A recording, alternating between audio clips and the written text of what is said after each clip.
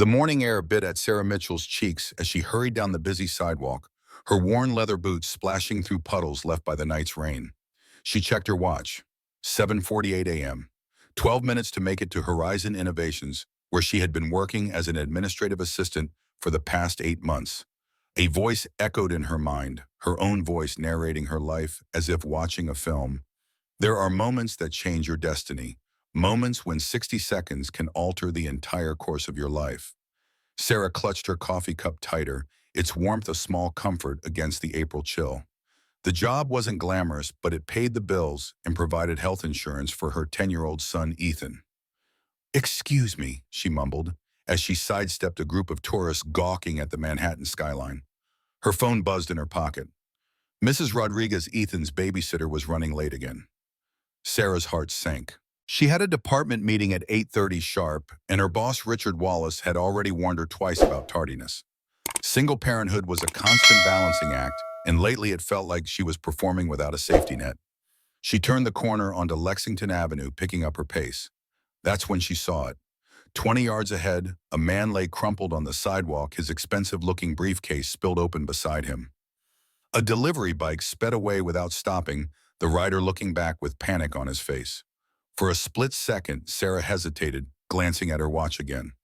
7:49 a.m. She bit her lip, looking from the injured man to the direction of her office building, visible just 3 blocks away. "Would you stop for a stranger if it meant risking everything you have worked for?"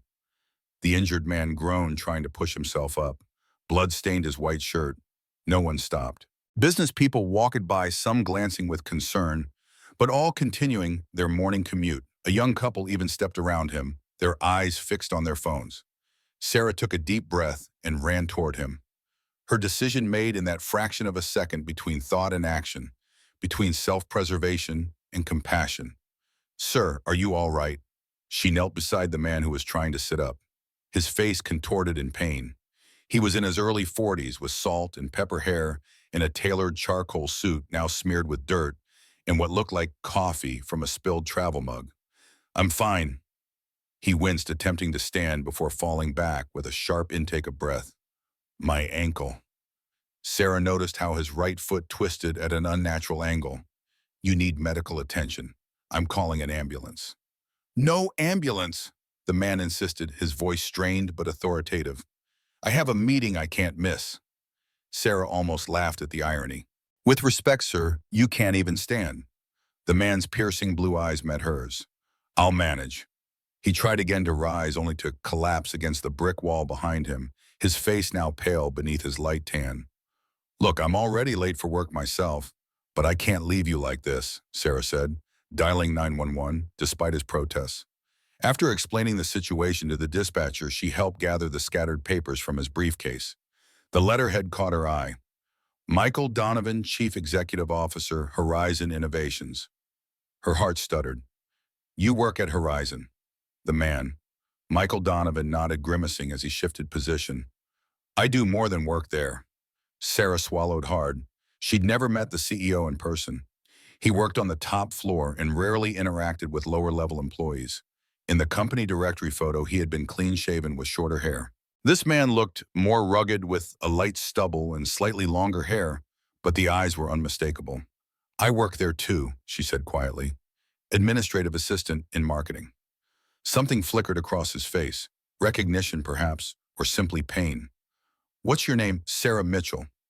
Before he could respond, the ambulance arrived, its siren cutting through the morning bustle.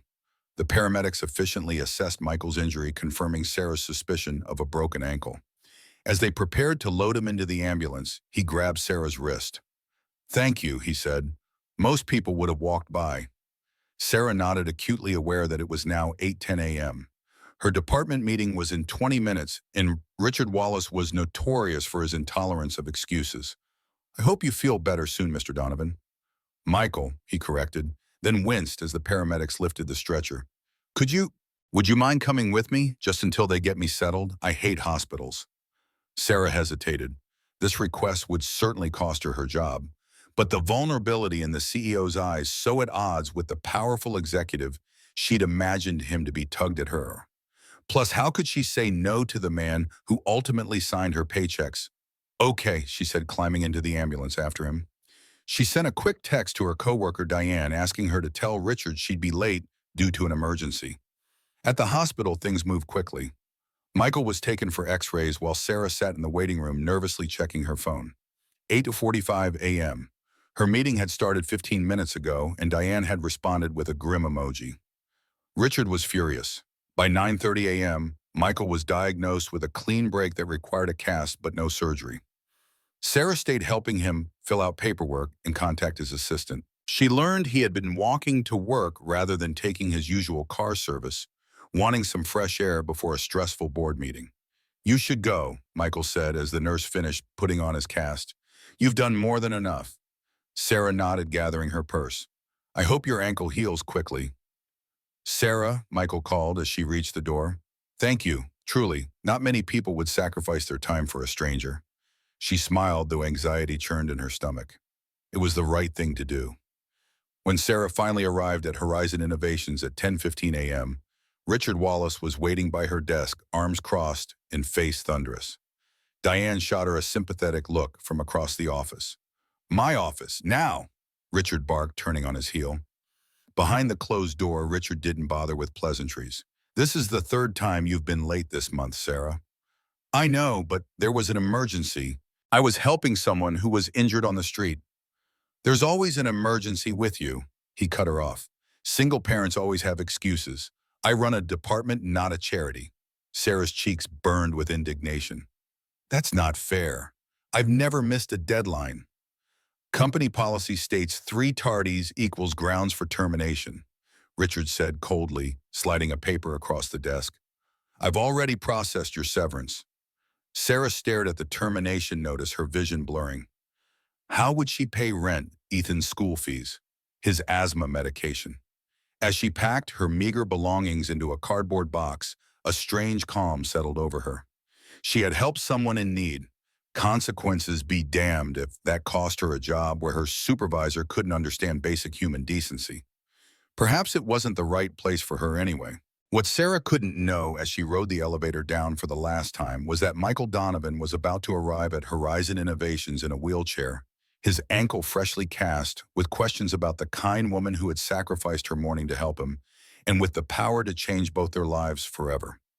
As Sarah exited the Horizon Innovations building, the late morning sun momentarily blinded her. She shifted the cardboard box in her arms containing 5 framed photos of Ethan, a small potted succulent, and a coffee mug with "World's Best Mom" painted in Ethan's wobbly handwriting. 8 months of employment reduced to a box she could barely fill. Her phone rang. It was Mrs. Rodriguez. Sarah, dear, is everything okay? You usually call when you get to work. Sarah swallowed the lump in her throat. I'm actually not at work anymore, Mrs. Rodriguez. I got fired. There was a pause on the other end. Oh my goodness. What happened? Sarah explained briefly while navigating toward the bus stop. She couldn't afford a rideshare today, or maybe any day in the near future. That's terrible, Mrs. Rodriguez exclaimed, for helping someone injured. Who does such a thing? Richard Wallace, apparently. Sarah sighed, setting her box on the bench at the bus stop.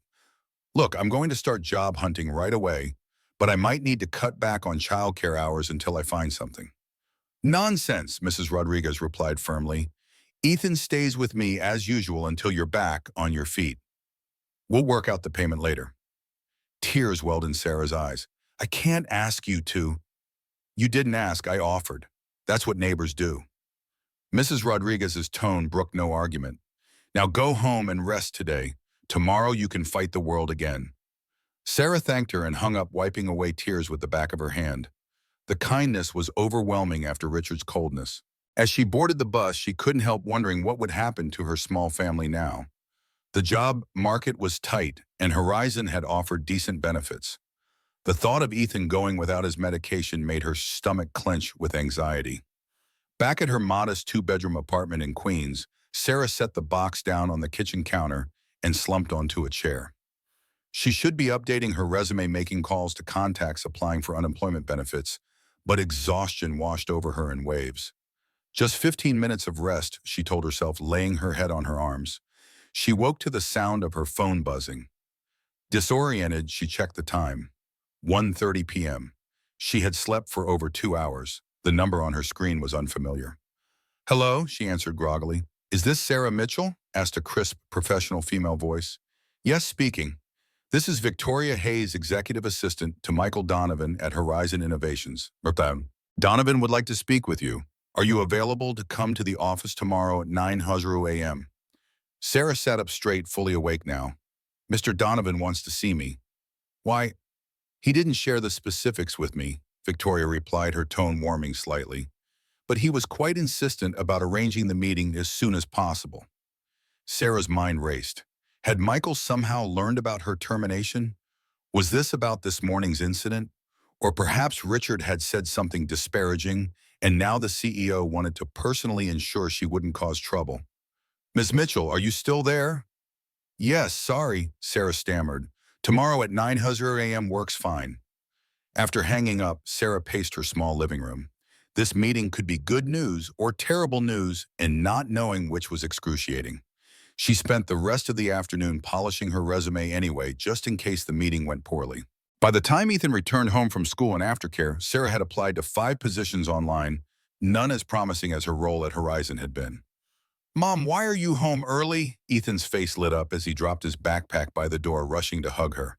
At 10, he was all gangly limbs and boundless energy, his sandy brown hair perpetually in need of a trim. Sarah held him tight, burying her face in his hair. "I had an interesting day," she said carefully. "How about we order pizza tonight? Special occasion." Ethan pulled back his hazel eyes, so like her own narrowed suspiciously. "We only get pizza on Fridays or when something big happens. It's Tuesday." Smart kid. Too smart sometimes. "Well," Sarah said, guiding him to the couch, "something big did happen. I'm not working at Horizon anymore." Ethan's expression fell. "You got fired while you're the best at everything." The simple faith in his voice made her heart ache. "Thank you for the vote of confidence, buddy. It's complicated, but I helped someone who was hurt this morning, which made me late for work. My boss wasn't very understanding." Ethan frowned, processing this. "That's stupid. Helping people is more important than being on time." Sarah smiled despite everything. "I think so too. And don't say stupid, please." "Fine, that's illogical," Ethan amended, using one of his favorite vocabulary words from science class. "So what happens now?" "Now," Sarah said, reaching for her phone, "we order that pizza, and tomorrow I have a meeting with someone important, and then I'll be looking for a new job. But don't worry, everything's going to be okay." As she said it, she desperately hoped it was true. Ethan didn't need to know that their emergency fund would only last 6 weeks, or that his asthma medication would need to be refilled in just 18 days. He didn't need to know that the rent was due in 10 days, or that her student loans wouldn't wait just because she'd lost her income. That night, after Ethan was asleep, Sarah sat at her small kitchen table with a cup of tea, rehearsing what she might say to Michael Donovan tomorrow. Would he be formal? Sympathetic, annoyed that she'd gotten involved in his accident? She had no idea what to expect. One thing was certain: this meeting could change everything. What Sarah couldn't possibly imagine was just how right that thought would prove to be. Sarah arrived at Horizon Innovations headquarters 20 minutes early the next morning. She'd splurged on a rideshare, unwilling to risk being late for this mysterious meeting. The 40-story glass building seemed even more imposing now that she no longer belonged inside it. At the security desk, she hesitated. "I have an appointment with Michael Donovan at 9:00 a.m. My name is Sarah Mitchell. I don't have my employee badge anymore." The security guard, Drew, whom she'd greeted every morning for 8 months, gave her a sympathetic look. "I heard what happened, Sarah. That Wallace guy's always been a piece of work." He typed something into his computer. "You're on the VIP list this morning. Take the executive elevator all the way to the top floor." The executive elevator. In her 8 months at Horizon, Sarah had never once ridden it. Regular employees used the bank of standard elevators, while the single-brushed steel executive elevator whisked the company's leadership directly to the top floors.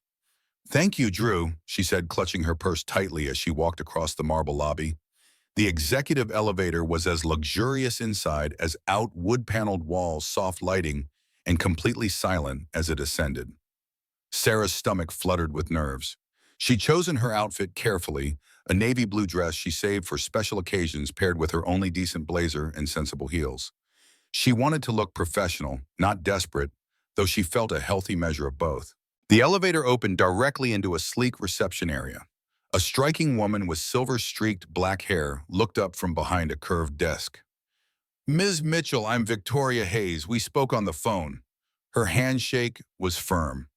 Her smile reserved but not unfriendly. Sarah guessed she was around 50 with the confident bearing of someone who had spent decades in executive suites. "Mr. Donovan is expecting you. May I get you anything, coffee, water?" "Water would be nice, thank you." Sarah said, her throat suddenly dry. Victoria led her through a set of double doors into a spacious corner office with floor-to-ceiling windows, offering a panoramic view of the city. Michael Donovan sat behind a massive desk of polished walnut, his cast-encased foot propped on a cushioned stool. He looked up from his computer screen and smiled. "Sarah Mitchell, please come in." Victoria quietly set a glass of water on a side table before withdrawing, closing the doors behind her. "Thank you for coming," Michael said, gesturing to the chair across from him. "How are you feeling after yesterday's excitement?" Sarah sat carefully smoothing her dress. "I should be asking you that, Mr. Donovan. How's the ankle?" "Michael, please." He grimaced, looking down at his cast. 6 weeks in this contraption minimum. But it could have been worse if I tried to make it to the office on my own. His blue eyes fixed on hers. "I understand you were terminated yesterday." Sarah's chest tightened, so he did know. "Yes, because I was late helping you." "That was the official reason?" "There were contributing factors," Sarah admitted, such as Sarah hesitated. Bad-mouthing her former supervisor to the CEO seemed unwise even in these circumstances. "I'm a single parent. My son Ethan is 10. Sometimes childcare issues make punctuality challenging." Mr. Wallace isn't particularly sympathetic to those situations. "I see." Michael made a note on a pad beside him. "Tell me about yourself, Sarah. How long have you been in administrative work?" Was this a job interview? Sarah's confusion must have shown on her face because Michael smiled. "Humor me." Over the next 20 minutes, Michael asked about her education, community college degree in business administration, her work history, mostly administrative roles with a brief stint in retail management during college, and her long-term career goals, stable employment with growth potential in operations or project management. Sarah found herself speaking more candidly than she'd planned, drawn out by Michael's genuine interest in thoughtful questions. "And what about Ethan?" Michael asked, surprising her with the personal turn. "Ethan is—" Sarah smiled, her eyes softening. "He's brilliant, science-obsessed, builds robots out of cardboard boxes. He wants to be an engineer or an astronaut, or both, depending on the day." Sounds like a remarkable kid," Michael said, and Sarah was struck by the genuine warmth in his voice. "Does he have any health issues I should be aware of?" The question caught Sarah off guard. "He has asthma. It's usually well controlled with medication, but—" She trailed off, wondering why she was sharing this with her former employer's CEO and why he would need to know. Michael nodded, making another note. "I appreciate your candor, Sarah. Now I've kept you in suspense long enough." He sat back, folding his hands on the desk. "I owe you an apology and a debt of gratitude. Your assistance yesterday went far beyond what most would offer a stranger." "Anyone would have helped," Sarah demurred. "We both know that's not true." Michael countered gently. "I watched at least 5 people walk past before you stopped. That says something about your character." Sarah shifted uncomfortably under his appraising gaze. "I've looked into the circumstances of your termination," Michael continued. "Richard Wallace exceeded his authority. Company policy allows for managerial discretion in cases of documented emergencies, which yours certainly was."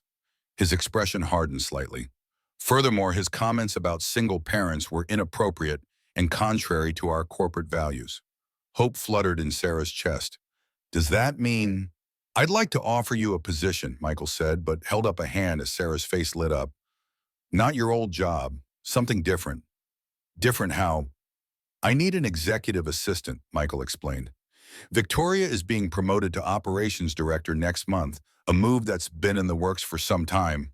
The role would involve managing my schedule, coordinating with department heads, some travel arrangements, and generally keeping me organized." Sarah blinked rapidly, trying to process this. "But I don't have experience as an executive assistant." "You have administrative experience, people skills, and most importantly, sound judgment in a crisis," Michael countered. "The rest can be learned." Victoria would train you thoroughly before her promotion takes effect. The salary, Sarah began tentatively, would be commensurate with the position's responsibilities, Michael assured her. Roughly double what you were making in marketing, plus improved benefits and greater schedule flexibility for those inevitable childcare emergencies. Sarah's mind reeled. Double her previous salary would transform her financial situation entirely. Ethan's medical needs, the rent, maybe even moving to a better school district. Suddenly all seemed within reach.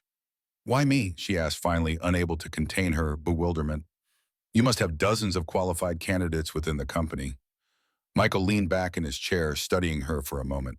"Do you know what I value most in my team, Sarah? It's not fancy degrees or technical brilliance, though those have their place.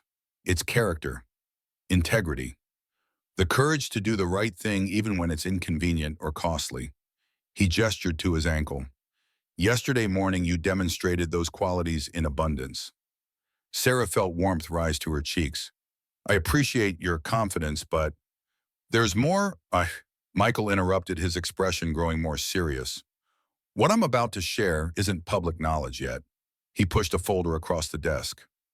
Sarah opened it to find preliminary marketing materials for the Horizon Foundation, complete with mission statement and program outlines focused on supporting single parents in the workforce through scholarships, childcare subsidies, and professional development programs. "I'd like you to serve as the foundation's liaison in addition to your executive assistant duties," Michael continued. "Your personal experience would be invaluable in shaping programs that actually meet the needs of the families we aim to serve."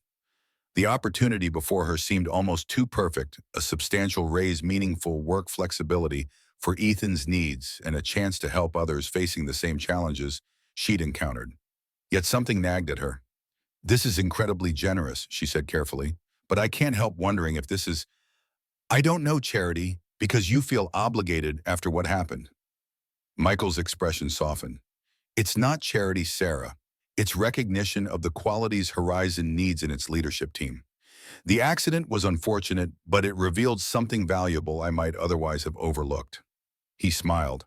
"Consider it a mutually beneficial arrangement. I get an exceptional assistant with unique insights, and you get a position that recognizes your worth." Sarah took a deep breath. "When would I start?" "How's tomorrow?" Michael asked with a slight grin. "Victoria's eager to begin training, and I could use the help navigating the office with this." He tapped his cast. "Tomorrow would be perfect," Sarah replied, a smile breaking across her face. "Thank you for this opportunity. I won't let you down." What Sarah couldn't know as she left Michael's office that morning was that this chance encounter would do more than change her career trajectory. It would transform Horizon's corporate culture, impact hundreds of struggling families, and forge a connection between her and Michael Donovan that neither could have anticipated when they met on that rain-slicked sidewalk. Would she walk away from the elevator a different woman than the one who entered it just 30 minutes ago? As the doors closed behind her, Sarah caught her reflection in the polished steel. For the first time in months, the woman looking back at her stood tall, shoulders straight, eyes bright, with something that looked remarkably like hope. "But what was that?" Michael had asked just before she left. "I'd like to understand why you stopped when everyone else walked by." His question lingered in her mind as the elevator descended. Why had she stopped? The answer seemed both simple and impossibly complex. She would need to find the words before tomorrow. 3 months into her new position as Michael Donovan's executive assistant, Sarah Mitchell barely recognized her life. Her tiny apartment had been traded for a sun-filled two-bedroom condo in a building with a doorman and a rooftop garden where Ethan could stargaze through his new telescope. Her daily commute now included a company car service, a necessity for the CEO's right hand, Michael had insisted, and her wardrobe had expanded to include tailored suits and designer shoes that Victoria had helped her select. But the financial transformation was only the beginning. Sarah's world had expanded in ways she never imagined possible. "Mom, watch this," Ethan called from their kitchen island, where he was conducting an experiment with baking soda and vinegar. His science kit, a gift from Michael, and after Ethan aced his end-of-year exams, was spread across the granite countertop. Sarah smiled, setting down the Horizon Foundation proposal she'd been reviewing. "That's amazing, buddy. Just remember to clean up when you're finished." The foundation had become her passion project. Working alongside Michael, she'd helped shape programs that would provide real support to families like hers: emergency childcare services, flexible work arrangements, mentorship opportunities. The initiative would launch officially next month, and Sarah would speak at the gala alongside Michael, sharing her story. Her phone chimed with a text from Michael. Need your help with the West Ridge proposal. Dinner meeting at Romano's 7:00 p.m. Car will pick you up at 6:30. Mrs. Rodriguez confirms she can watch Ethan. Sarah had grown accustomed to these last-minute requests. Michael respected her boundaries as a parent, but the nature of his position sometimes required evening work. Mrs. Rodriguez, now handsomely compensated as Ethan's official after-school caregiver, was always happy to extend her hours when needed. The transformation in Sarah's professional life had been equally remarkable. Under Victoria's tutelage, she'd quickly mastered the intricacies of corporate protocol, learned to anticipate Michael's needs, and built relationships with Horizon's senior leadership team. Richard Wallace had been quietly transferred to a subsidiary office in Omaha, a move Sarah suspected wasn't coincidental. What surprised her most, however, was the evolution of her relationship with Michael. What had begun as formal appreciation had developed into genuine friendship. They worked seamlessly together, often finishing each other's sentences in meetings. He valued her input on business decisions, and she admired his vision for the company. Ethan adored him, especially after Michael arranged a private tour of the local science museum's robotics exhibit. The boy had talked about it for weeks afterward. Rumors, of course, had circulated through Horizon's gossip channels. Some speculated that Sarah had somehow manipulated Michael during his moment of vulnerability. Others suggested a more romantic connection. Sarah ignored the whispers, focusing instead on proving her worth through impeccable work. She glanced at the clock. Almost 5 p.m. She needed to get ready for the dinner meeting. Ethan, time to pack up. Mrs. Rodriguez will be here soon. Can I bring my volcano model to show her? Ethan asked, carefully measuring baking soda into the papier-mâché crater. Of course, she'll love it. Sarah headed to her bedroom now, a spacious master suite with a walk-in closet. She selected a tailored charcoal pantsuit that Victoria had insisted she buy, paired with a silk blouse in deep burgundy. As she applied her makeup, Sarah caught herself humming. When was the last time she'd felt this content? This secure, the financial stress that had been her constant companion for years had melted away. Ethan's asthma medication was no longer a source of anxiety. The refrigerator was always full, and most importantly, her son was thriving. At precisely 6:30 p.m., Sarah kissed Ethan goodbye and descended to the waiting town car. The driver, Marcus, greeted her warmly. Evening, Ms. Mitchell. We're picking up Mr. Donovan first this time.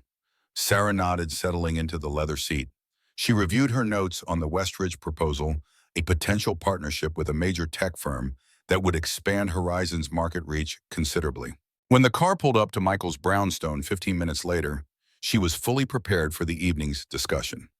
Michael emerged from his front door leaning slightly on his cane.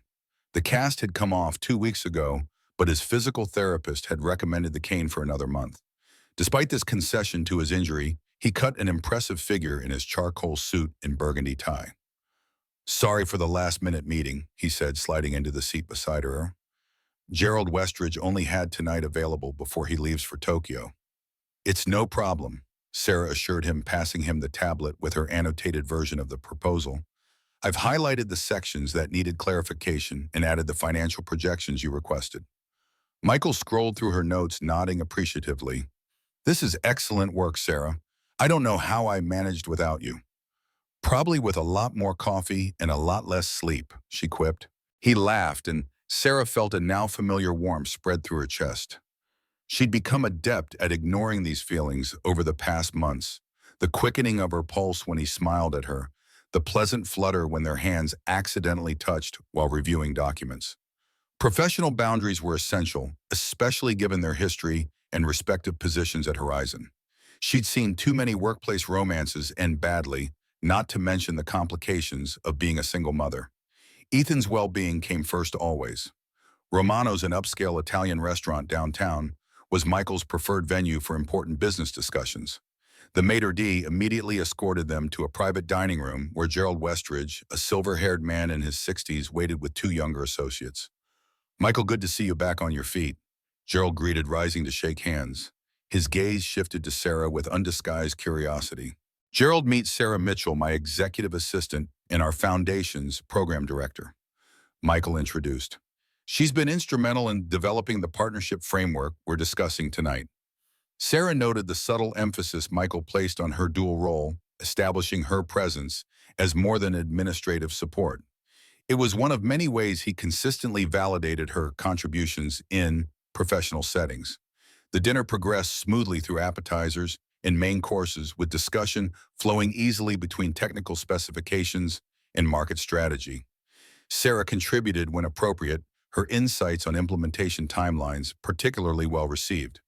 As dessert was served, Gerald turned to Sarah with unexpected directness. So Ms. Mitchell, Michael tells me you came to Horizon from rather unusual circumstances. Something about rescuing him on the street. Sarah tensed, sensing the implied diminishment in his tone. Before she could respond, Michael interjected smoothly. Sarah demonstrated exceptional judgment and compassion, that mourning quality she brings to every aspect of her work at Horizon. The company is fortunate that our paths crossed, however unconventionally. Gerald studied them both for a moment, then nodded. Fortune favors the bold, they say. And speaking of fortune, he raised his glass to a partnership that will benefit us both substantially. The deal was effectively sealed. As they left the restaurant 2 hours later, Sarah felt a profound sense of satisfaction. The Westridge partnership would be transformative for Horizon, and she'd played a meaningful role in securing it. That went better than expected, Michael remarked as they slid back into the town car. Your suggestion about phased implementation addressed Gerald's main concern. He's worried about disrupting his existing systems. People always resist change even when they know it's necessary, Sarah observed. The phased approach gives his team time to adapt. Michael nodded, his expression thoughtful. Your ability to read people is remarkable, Sarah. It's one of your greatest strengths. Thank you, she said, suddenly aware of how close they were sitting in the dimly lit back seat. I should probably review the foundation gala arrangements when we get back to the office. The event planner had questions about the seating chart. It's nearly 10 p.m., Michael pointed out gently. The seating chart can wait until morning. Let's get you home to Ethan. The car ride to Sarah's condo passed in comfortable silence. When they arrived, Michael insisted on walking her to the lobby, leaning only slightly on his cane. Thank you for tonight, he said as they paused by the elevators. Your contribution to the Westridge negotiation was invaluable. Just doing my job, Sarah replied with a smile. Michael's expression grew serious. It's more than that, and we both know it. He hesitated as if weighing his next words carefully. Sarah, there's something I've been meaning to discuss with you. The elevator doors opened momentarily, distracting them both.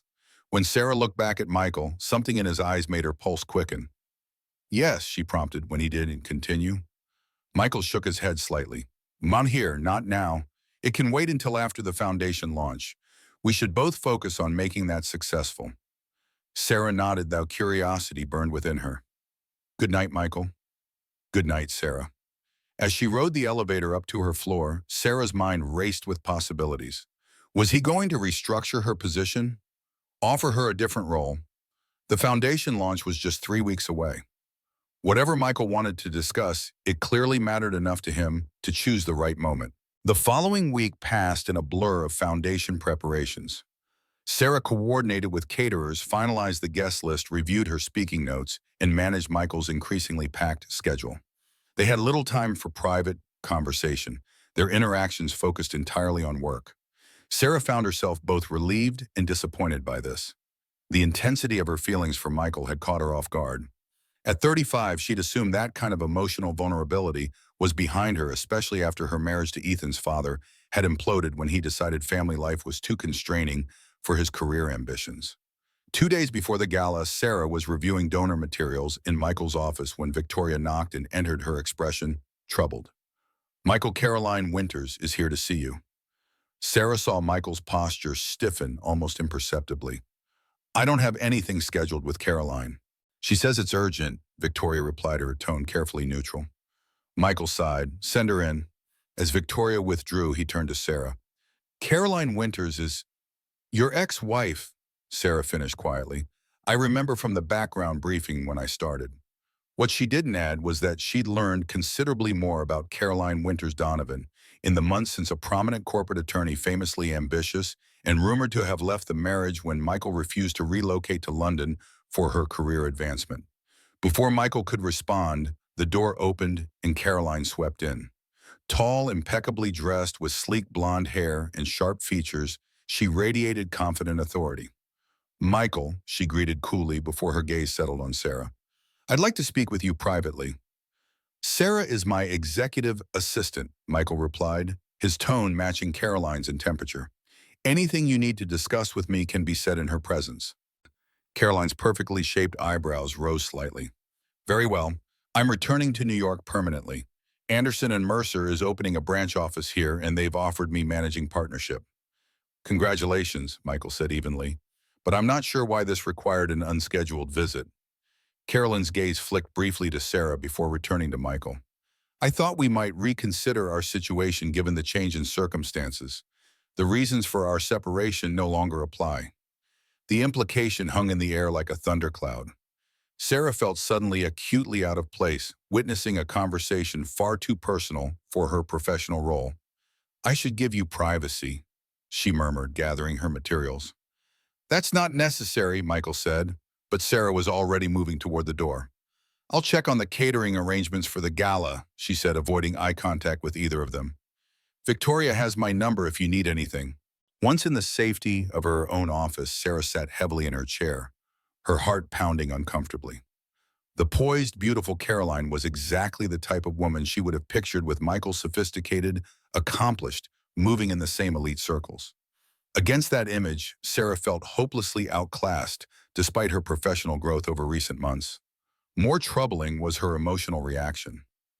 The sharp pang of jealousy that had struck her at Caroline's words confirmed what she'd been trying to deny. Her feelings for Michael had evolved far beyond professional admiration or friendship. She had fallen in love with her boss, a complication that could jeopardize everything she'd worked to achieve. Sarah managed to avoid Michael for the remainder of that day, burying herself in foundation preparations. She left the office early, claiming Ethan had a science project emergency. Not entirely untrue, though his volcano model needed only minor adjustments. That evening, as Ethan slept, Sarah sat on her balcony with a glass of wine, confronting the reality of her situation.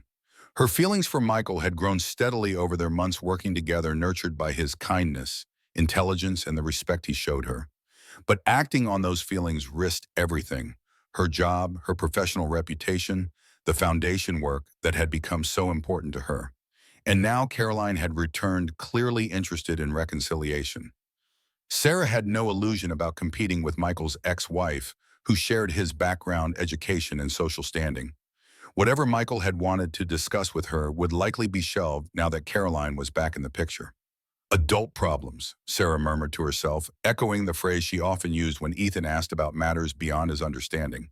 The irony wasn't lost on her. For all her newfound professional confidence, she felt as helpless as a schoolgirl with her first crush. Her phone chimed with a text message. Are you all right? You left abruptly. Sarah stared at the screen, unsure how to respond. Honesty wasn't an option, but neither was she comfortable with outright deception. Just needed to help Ethan with his science project. All set for the gala rehearsal tomorrow. His response came quickly. Victoria's visit was unexpected. Nothing to worry about. See you tomorrow. Nothing to worry about. The words echoed in Sarah's mind as she tried to interpret their meaning. Was he reassuring her professionally? Or was there a deeper message? Sarah finished her wine and headed inside, knowing sleep would be elusive tonight. The next morning, Sarah arrived at the office early, determined to maintain absolute professionalism. The gala rehearsal was scheduled for noon at the Grand Meridian Hotel, where the actual event would take place tomorrow evening.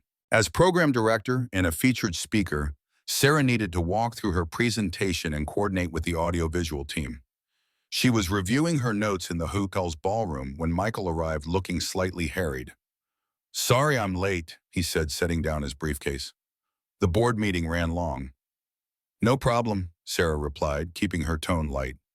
The technical team is just setting up the projector for my presentation. Michael studied her for a moment. Sarah, about yesterday? We should focus on the rehearsal, she interrupted gently. The foundation launch is too important to be distracted by other matters. A flicker of something disappointment perhaps crossed his face, but he nodded. You're right as usual. Let's get started. The rehearsal proceeded smoothly. Sarah's presentation on the Foundation's mission was compelling, interweaving statistics with personal anecdotes about her experiences as a single parent. When she finished, the small audience of staff and hotel personnel applauded warmly. That was powerful, Michael said, approaching the podium as Sarah gathered at her notes. You're going to move people tomorrow night. I hope so, she replied. These programs could change lives. They already have, Michael said quietly, mine included. Before Sarah could respond, Victoria called Michael over to discuss a seating arrangement issue, leaving Sarah to wonder at his words. That evening, Ethan bubbled with excitement about the gala. Can I see your dress again? Mom, Sarah retrieved the midnight blue gown from her closet, another gift from Michael, who had insisted the Foundation's director should look the part at the launch. The floor-length silk creation with its subtle silver embellishments was more elegant than anything she'd ever owned. You're going to look like a princess, Ethan declared. Is Mr. Michael going to be there? Of course, Sarah replied, carefully hanging the dress back up. He's the founder. Ethan nodded sagely. He likes you, you know. Sarah nearly dropped the hanger. What makes you say that? The way he looks at you, like Dad used to look at you in the old pictures before he left. Ethan's observation, delivered with childish directness, struck Sarah speechless.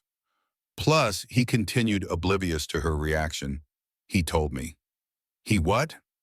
When he took me to the Science Museum while you were at that marketing meeting, he asked if I'd mind if he spent more time with you. I told him it was okay as long as he didn't make you cry like Dad did. Sarah sat heavily on the edge of her bed. Ethan, what exactly did Michael say? Ethan shrugged, and he said he cared about you a lot and wanted to know if I'd be okay with him taking you on a real date sometime. I told him you like Italian food and hate scary movies. Sarah felt lightheaded. Michael had discussed dating her with her son weeks ago, apparently, but had never broached the subject with her directly. Was this what he'd wanted to talk about the night Caroline returned the next evening? As Sarah prepared for the gala, her thoughts remained tangled. Mrs. Rodriguez fussed over Ethan, promising movies and popcorn, while Sarah applied the finishing touches to her makeup. The car service would arrive in 15 minutes to take her to the Grand Meridian. You look beautiful, Mrs. Rodriguez declared. That boss of yours won't know what hit him. Sarah blushed. It's not like that, Mrs. Rodriguez. The older woman gave her a knowing look. If you say so, dear. But a woman my age recognizes the look of love when she sees it. And I've seen how that man looks at you when he drops you off. The hotel ballroom had been transformed for the gala. Soft lighting, elegant floral arrangements, and Horizon Foundation banners tastefully displayed. As program director, Sarah needed to arrive early to ensure everything was in place.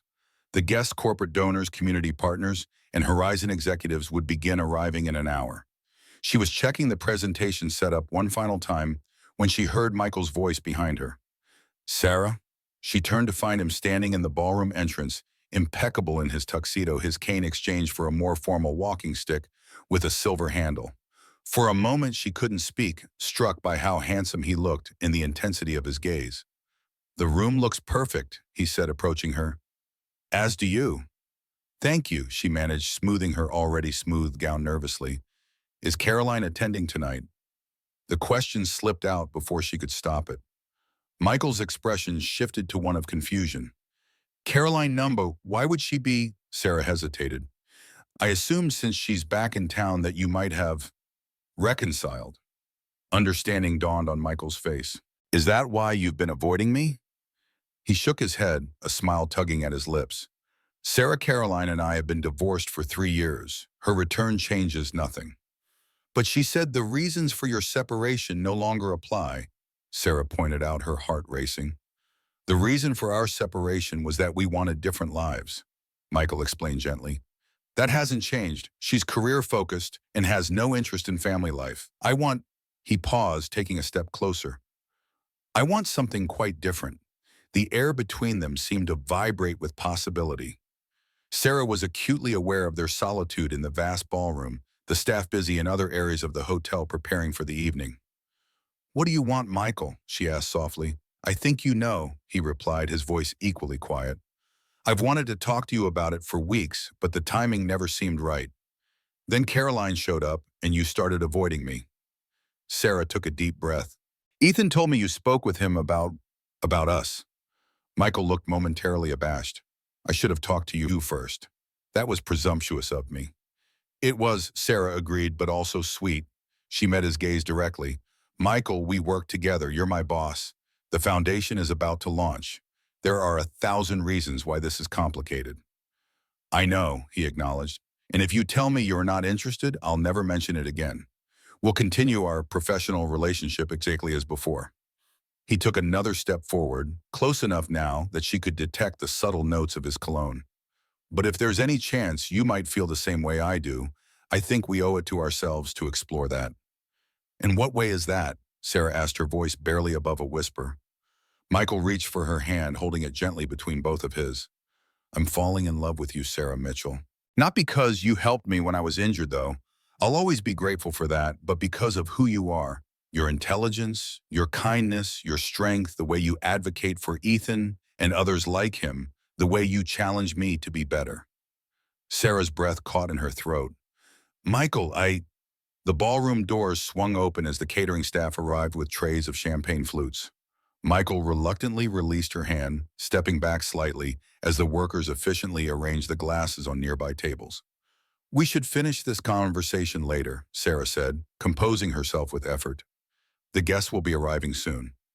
Michael nodded, though reluctance was evident in his expression. Tonight after the event, dinner just the two of us. Sarah smiled, a warmth spreading through her chest that had nothing to do with nervousness. I'd like that. The gala unfolded beautifully. Sarah's presentation received a standing ovation, moving several potential donors to increase their pledge contributions on the spot. The foundation was officially launched with twice the initial funding. Target secured, ensuring programs could begin immediately in multiple locations. Throughout the evening, Sarah was aware of Michael's gaze, following her across the room as she worked with guests. Occasionally, their eyes would meet, and the silent communication between them sent thrills of anticipation through her. As the event wound down, Michael approached her near the coat check, where she was thanking the hotel's event coordinator. Ready for that dinner? He asked when they were alone. I've asked Marcus to bring the car around. Just let me check on Ethan first, Sarah replied, pulling out her phone. Mrs. Rodriguez answered on the second ring. Everything is fine, dear. Ethan is sound asleep. Don't rush home. Enjoy your evening. There was a knowing tone in the older woman's voice that made Sarah blush. The restaurant Michael chose was small and intimate, tucked away on a quiet side street. The maitre d' led them to a private corner table dimly lit by candles. I've been wanting to bring you here for months, Michael admitted as they settled into their seats. Then is Italian food your favorite? Sarah teased gently. Michael laughed. Busted. I did my research.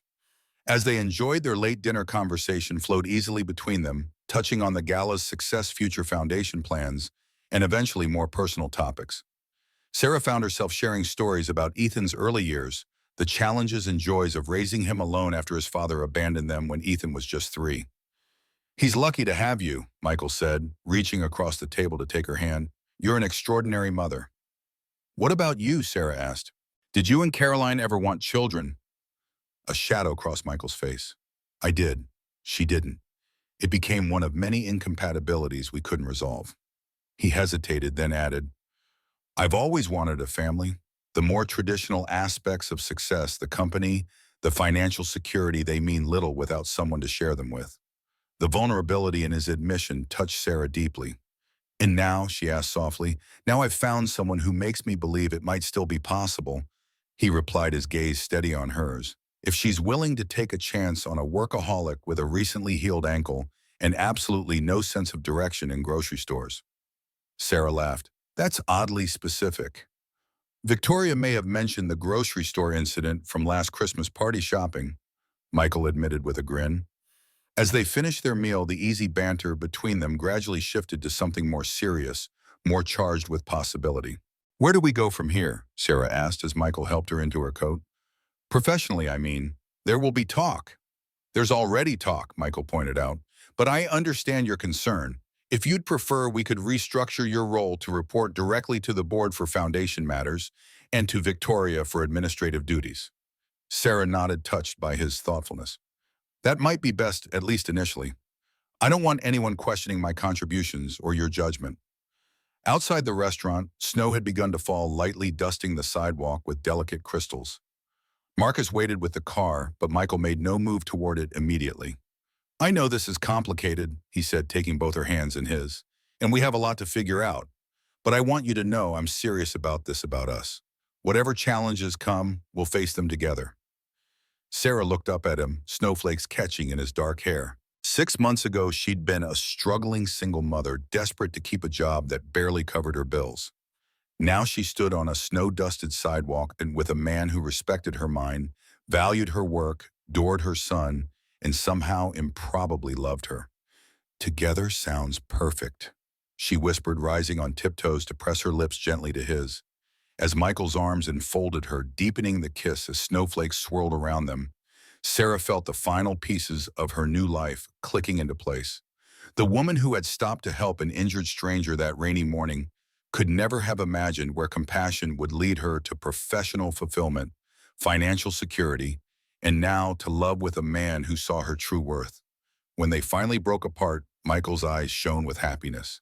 I should get you home to Ethan. Yes, Sarah agreed, though she made no move to step away from his embrace. But tomorrow maybe you could come over for dinner. Ethan's been wanting to show you his volcano project. I'd like that very much, Michael replied, brushing a snowflake from her cheek with tender care. As they drove through the gently falling snow towards Sarah's condo, her hand clasped firmly in Michael's. Sarah reflected on the strange, wonderful journey that had brought her here. One act of kindness on a hectic morning had changed everything, not just for her and Ethan, but for countless families who would benefit from the foundation born from that chance encounter. Some might call it fate. Sarah preferred to think of it as proof that doing the right thing, even when difficult, could lead to possibilities beyond imagination. And as Michael's thumb traced gentle circles on her palm, she silently thanked the universe for that rainy morning when being late to work had somehow led her exactly where she was meant to be. Yet even as warmth filled her heart, Sarah couldn't know that the greatest challenges to their newfound happiness still lay ahead. The appearance of Caroline Winters was merely the first ripple in what would soon become a tempest, threatening everything they hoped to build together. Spring had come to New York, transforming the city from winter's monochrome palette to vibrant colors. Cherry blossoms lined the paths of Central Park, and even the most hardened New Yorkers seemed to walk with lighter steps.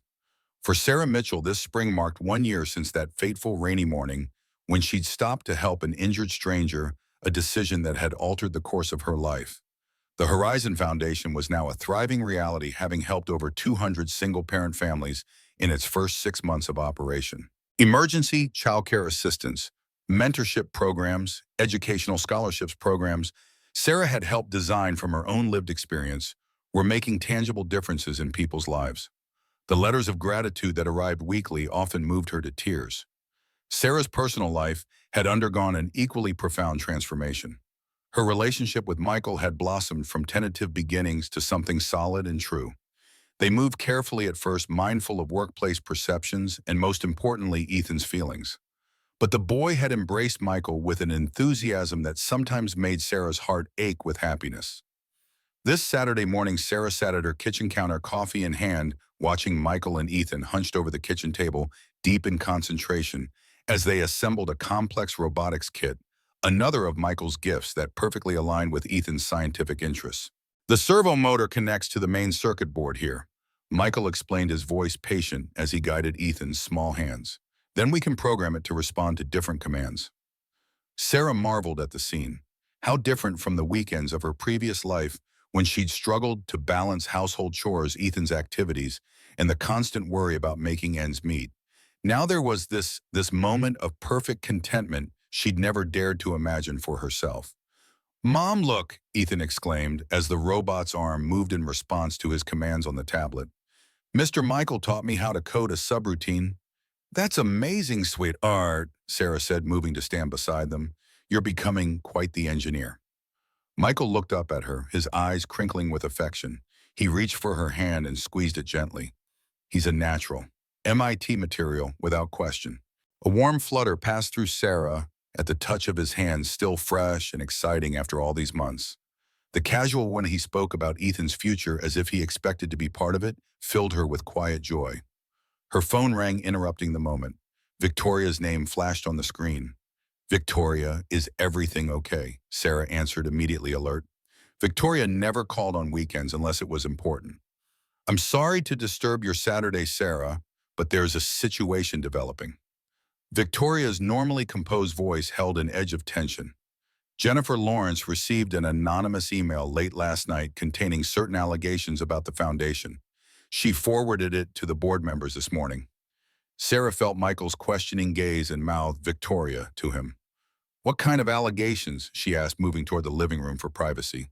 The email claims the foundation is just a tax shelter and PR stunt without real impact. Worse, it insinuates that Michael created the foundation as a reward for you after your personal relationship began. Victoria's distaste for the gossip was evident in her tone. The board has called an emergency meeting for Monday morning. A cold feeling settled in Sarah's stomach. Who sent it? Anonymous, as I said, but the email contained internal details that suggest someone at Horizon.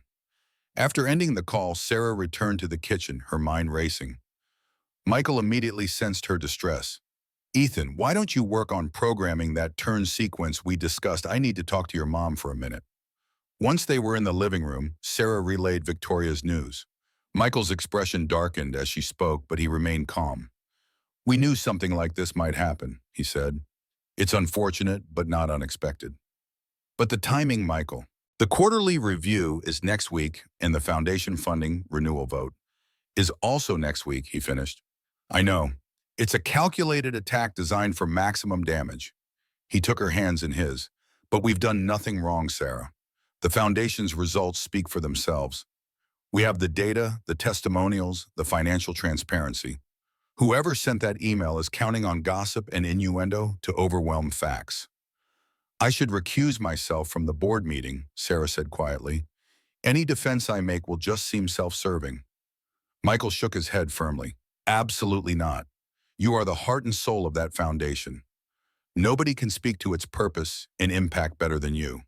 We face this together." Sarah nodded, drawing strength from his confidence. Still, worry gnawed at her. Their relationship had been public for only 3 months. They'd been careful restructuring reporting lines, so Sarah reported to Victoria for administrative matters and directly to the board for foundation business. But perception was often more powerful than reality, especially when malice was involved. "Do you have any idea who might have sent it?" she asked. Michael's expression grew thoughtful. "Several possibilities. Not everyone at Horizon appreciated the changes we've made. The foundation diverts resources some would prefer to see allocated elsewhere." "Jennifer Lawrence," Sarah murmured. "She's never approved of me or the foundation." "Perhaps, though she had the decency to forward the email rather than acting on it privately." The rest of the weekend passed under a cloud of anxiety despite their best attempts to maintain normalcy for Ethan's sake. By Monday morning, Sarah was exhausted from restless sleep, but resolved to face whatever came. She arrived at Horizon headquarters early, wanting time to organize her thoughts before the emergency board meeting.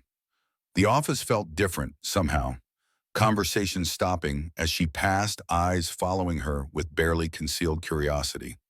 The anonymous email had evidently made the rounds. Victoria was waiting in Sarah's office, her expression grave but supportive. "The boardroom is prepared. I've gathered all the foundation performance reports you requested. Michael is already with the chairman discussing strategy." "Thank you, Victoria," Sarah said gratefully. The older woman had become a mentor and friend over the past year. "Any new developments I should know about?" Victoria hesitated. "Caroline Winters called this morning. She requested to be present at the meeting as interested legal counsel. The chairman approved it." Sarah felt as if the floor had shifted beneath her. "Carolyn, what possible interest could she have in this?" She implied she had relevant information regarding the situation. Victoria's displeasure was evident.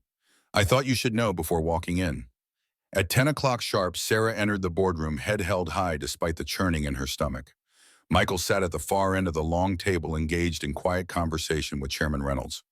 The 12 board members were arranged around the table, their expressions ranging from concerned to uncomfortable. And there, seated near the chairman, was Carolyn Winters, elegant, and poised in a tailored Navy suit. Chairman Reynolds, a distinguished man in his 70s, who had been with Horizon since its founding, called the meeting to order. As you're all aware, serious allegations have been made regarding the Horizon Foundation's purpose and management. Before we begin, I want to emphasize that this board has a duty to investigate any claims of impropriety, but we must be guided by facts, not speculation or gossip. He nodded to Michael.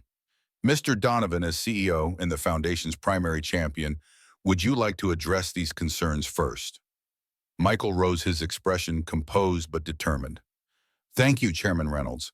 I'd first like to state unequivocally that the Horizon Foundation was conceived and planned months before Ms. Mitchell joined our executive team.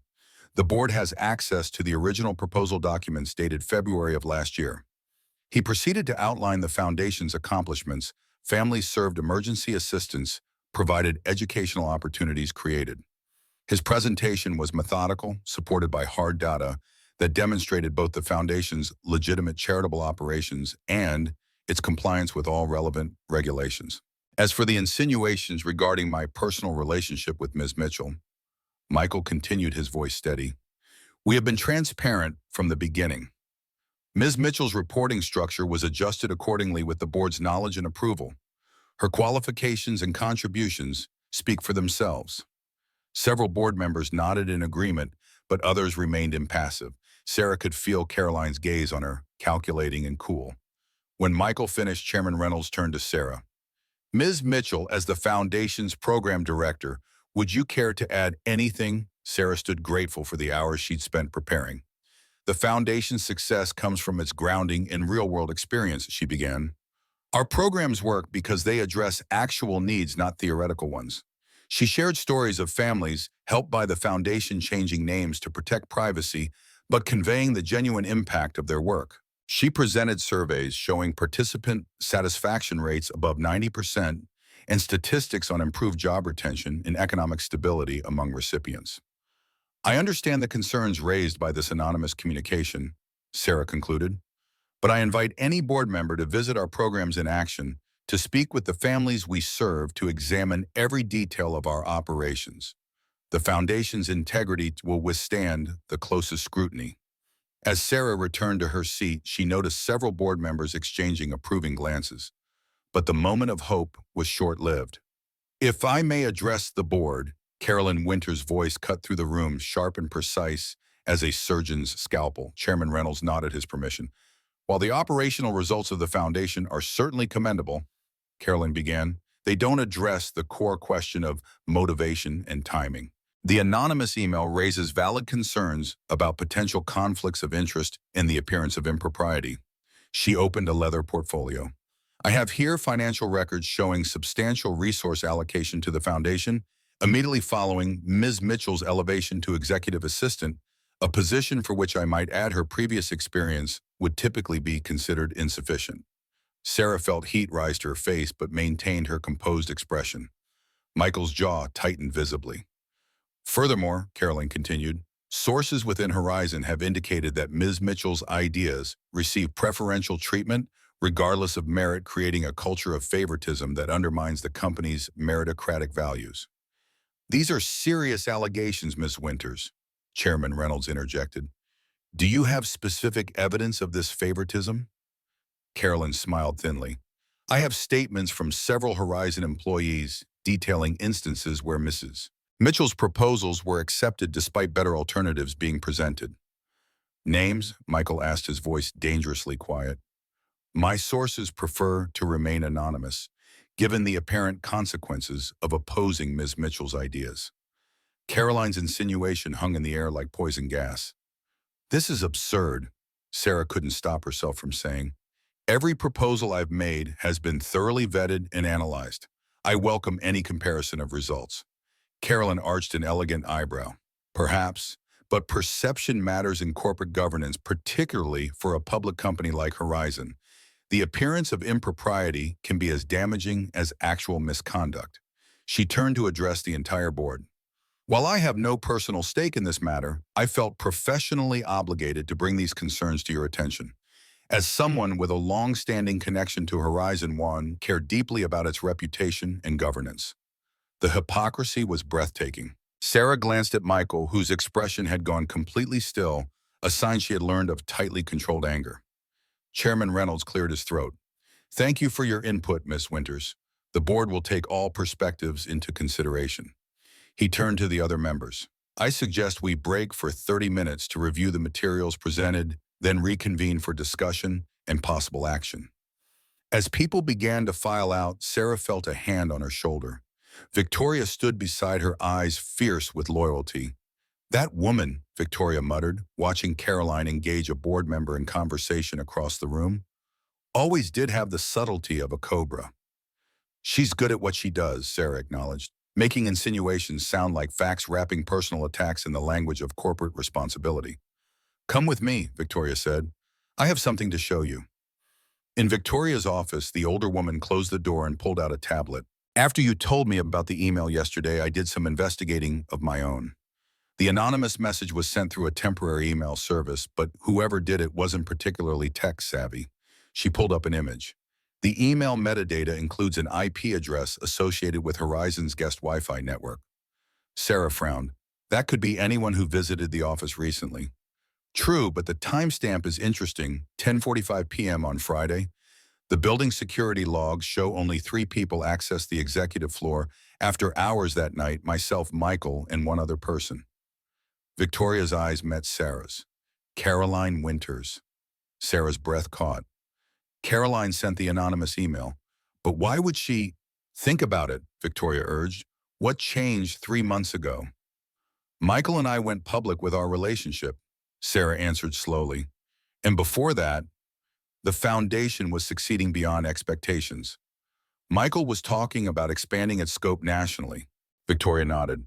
And who loses influence and connection to Horizon with every success you and Michael achieve together? Understanding dawned. She wants him back. Not him necessarily, Victoria corrected. His position, his influence, his connection to Horizon. Caroline has always been calculating. When they were married, she leveraged Michael's position extensively for her own career advancement.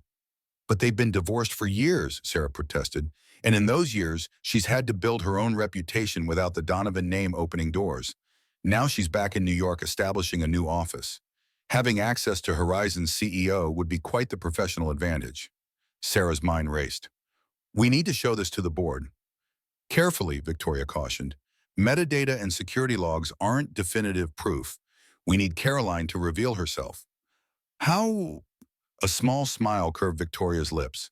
I have an idea, but it will require you to trust me completely. When the board reconvened, the tension in the room was palpable.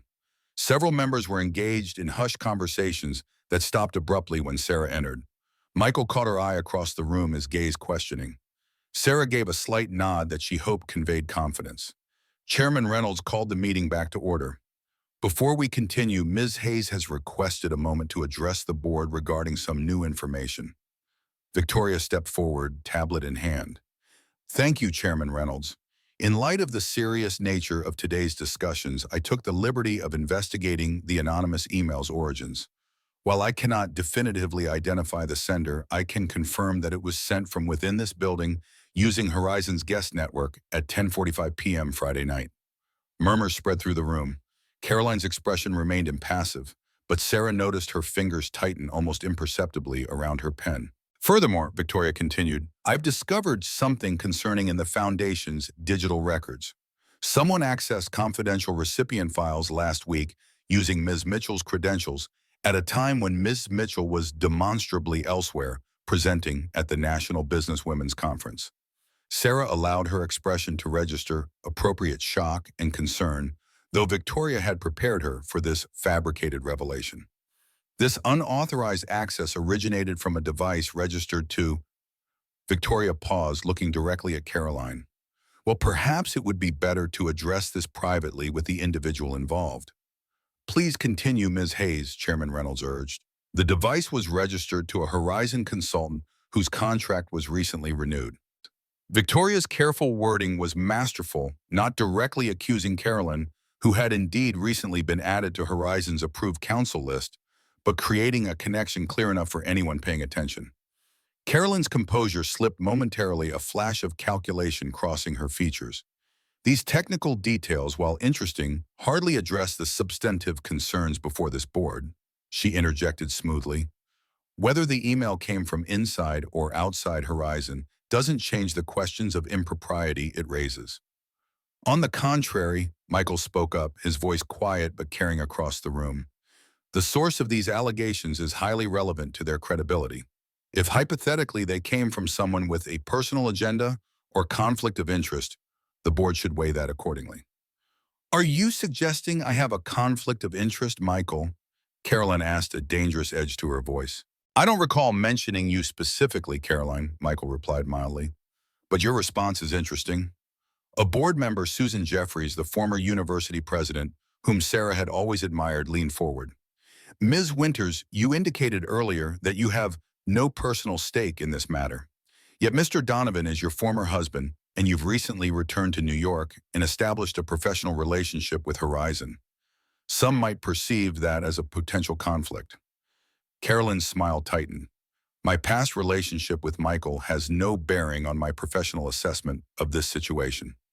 Perhaps, Chairman Reynolds said thoughtfully. But in the interest of full transparency, were you on Horizon premises last Friday evening? Ms. Winters? The room went completely still. Caroline's eyes narrowed as she calculated her response. I was here briefly to collect some legal documents related to the Anderson client, she admitted finally. But I certainly didn't send any anonymous emails. And the access to foundation records using Ms. Mitchell's credentials. Susan Jeffries pressed. That's absurd.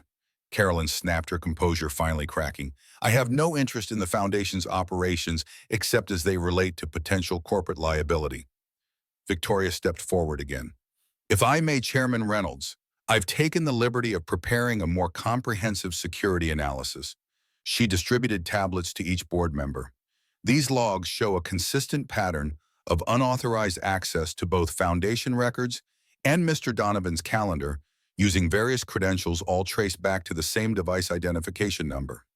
Sarah watched as the board members reviewed the information, their expressions shifting from curiosity to concern. Victoria had indeed prepared this evidence, not falsified as she'd implied to Sarah, but actual security logs she'd been quietly compiling for weeks, suspicious of Caroline's frequent presence at Horizon.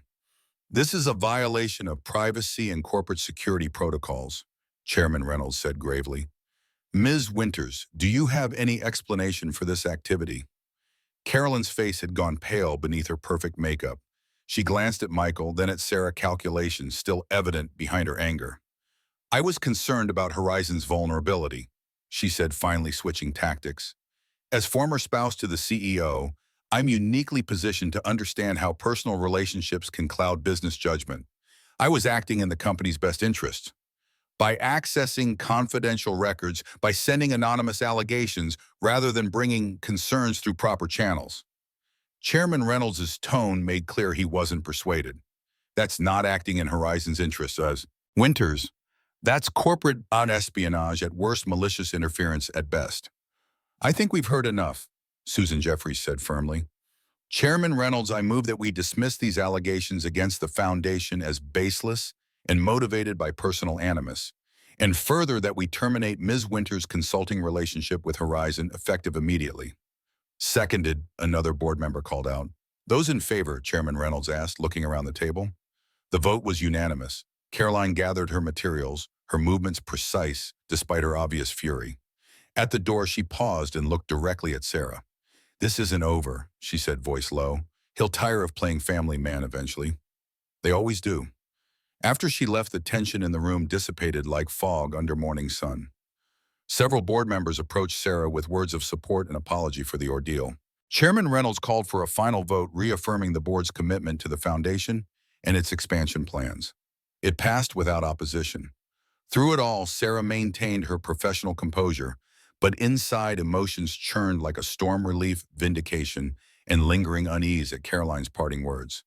They had weathered this crisis, but at what cost? And would there be other? Later that evening, after the exhausting day had finally ended, Sarah found herself alone with Michael in his office. He stood by the window watching the city lights emerge as dusk descended. You were magnificent today, he said without turning, but you shouldn't have had to endure that. Sarah moved to stand beside him. Neither should you. Carolyn was your wife for 6 years. It must have been difficult to see her true colors so starkly displayed. Michael shook his head. I saw those colors long ago. It's why our marriage ended. What bothers me is that she targeted you to get to me. He turned to face her, taking her hands in his. I'm sorry, Sarah, for all of this. Don't be ridiculous, she said firmly. None of this is your fault. And besides, we won, didn't we? The foundation is secure. Caroline is gone. The board is firmly behind us. Yes, but at what price? Michael's expression was troubled. Your reputation was questioned. Your integrity attacked. All because of your connection to me. Sarah recognized the direction of his thoughts and felt a flicker of alarm. Michael Donovan, if you're about to suggest that our relationship is somehow damaging to me, I will be extremely disappointed in your reasoning abilities. A reluctant smile tugged at his mouth. I'm merely pointing out that loving me comes with complications you don't deserve. Loving you comes with many things I don't deserve, Sarah countered, stepping closer. Happiness, security, the joy of seeing my son blossom under your influence. A partnership I never thought possible. She squeezed his hands. Some complications are a small price to pay. Michael's smile deepened, but concern still shadowed his eyes. What if there are more Carolines out there, people willing to hurt you to get what they want? Then we'll face them together, Sarah said simply, just like we did today. Michael studied her face for a long moment. You continue to amaze me, Sarah Mitchell. When most people would run from conflict, you stand your ground with such quiet strength. He reached into his pocket and withdrew a small velvet box. Sarah's breath caught. I've been carrying this around for weeks, waiting for the right moment, he said softly. After today, I realized there is no perfect moment, just perfect certainty. He opened the box, revealing a vintage emerald ring surrounded by small diamonds. This was my grandmother's. She was a teacher who married my grandfather when he was just starting his first business. They built their life together through depression and war, good times and bad. He took a deep breath. Sarah, will you marry me? Tears filled Sarah's eyes. Yes, she whispered. Yes, I will. As Michael slipped the ring onto her finger, Sarah felt a sense of rightness so profound it almost overwhelmed her. From that rainy morning a year ago to this moment, their path had been unexpected, sometimes difficult, but always guided by something true and lasting. We should celebrate, Michael said, his voice thick with emotion. Dinner somewhere special, champagne. Sarah shook her head, smiling through her tears. Take me home to Ethan. He should be the first to know. An hour later, they sat at Sarah's kitchen table, Ethan's eyes wide with excitement, as Michael formally asked for his blessing to marry his mother. Does this mean you'll be my step? Ethan asked, the directness of childhood cutting straight to the heart of things. Michael's gaze met Sarah's before he answered. I would be honored to be your dad, Ethan, but I know you had a father, and I would never try to replace those memories. Ethan considered this with surprising gravity for a 10-year-old. My real dad left when I was little. I don't remember him much, but a dad is supposed to stay and take care of his family, right? That's what you do. Yes, Michael agreed, his voice gentle. That's what I promised to do always. Ethan nodded, decision made. Then it's okay with me if you marry Mom.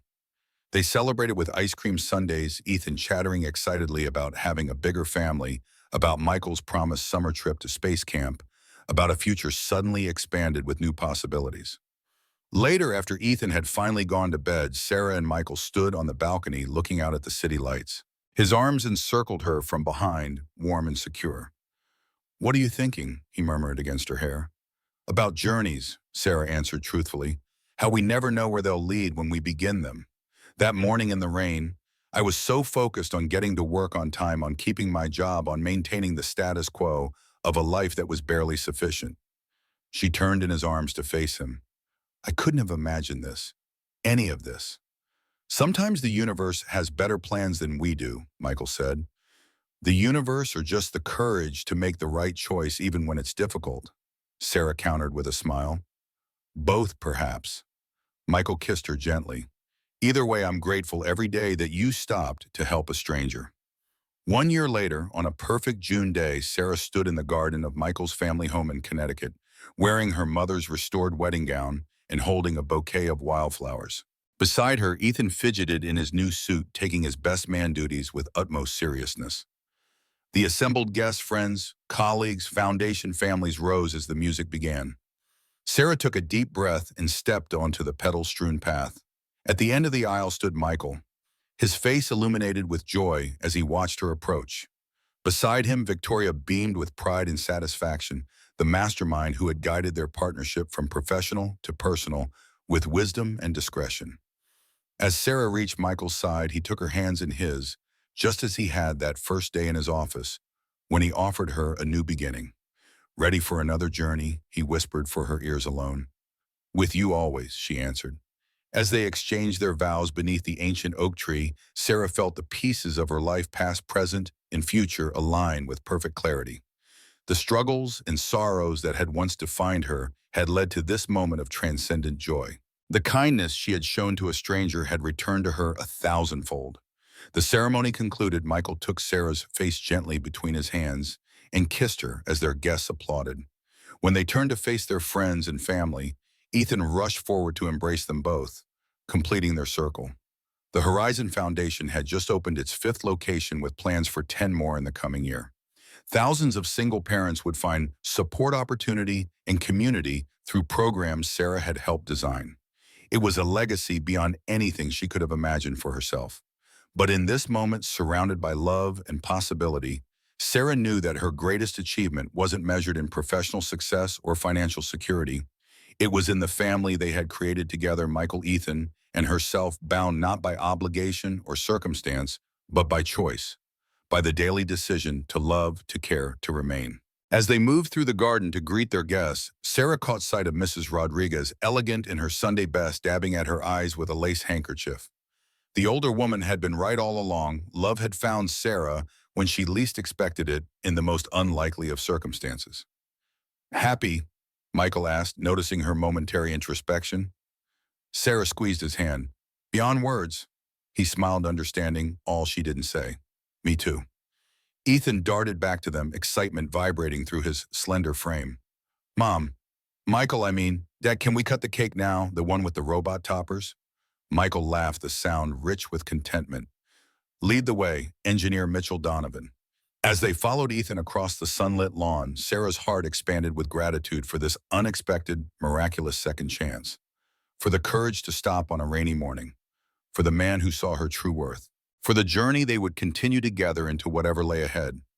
Some called it fate, some called it luck.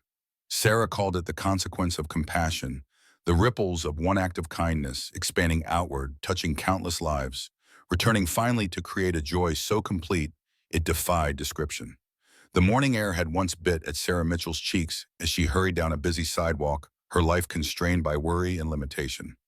Now on this perfect summer day, the gentle breeze carried the scent of roses and promise, and Sarah Donovan walked forward into her future surrounded by love, secure in the knowledge that sometimes the most beautiful journeys begin with a single act of kindness.